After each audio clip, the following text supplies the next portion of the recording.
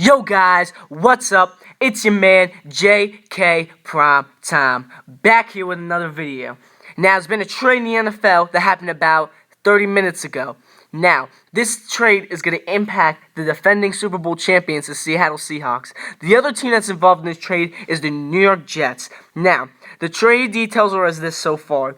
The Jets get obviously only Percy Harvin, and they give the Seahawks a conditional pick in 2015 that ESPN reports can range from a second to a fourth round pick. Now, this season, Percy Harvin has had 22 catches for 133 yards and no touchdowns, and also has 92 rushing yards on 11 carries. The whole thing with Harvin is his story is that he was gotten by Seattle in March 11, 2013, with trade with the Vikings, and the Seattle Seahawks gave up a first and seventh round pick in 2013 and a third round pick in 2014. Now, after that, the Seahawks signed Percy Harvin to a 6-year, $67 million deal with $25.5 million of it guaranteed.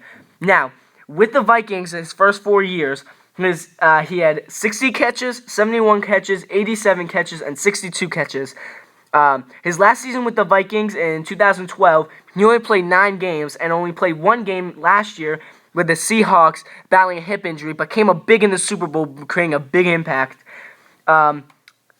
So touchdown-wise, he's done decently.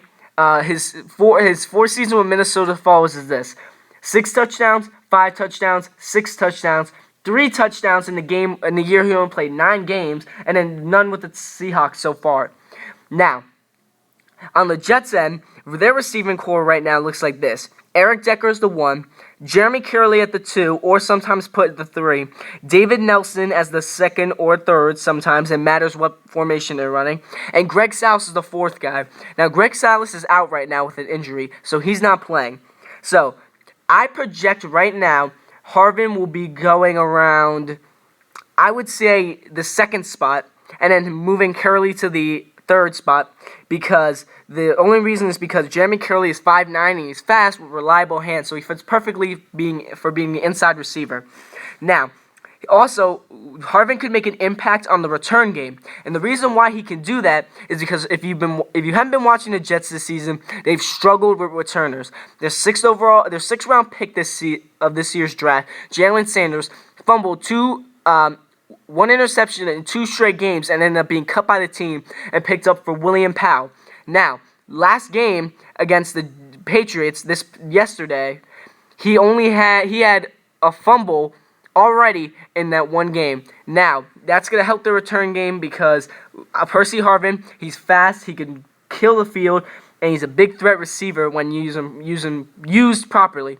Now, my feelings on this trade are neutral because he's a big ceiling, big risk guy.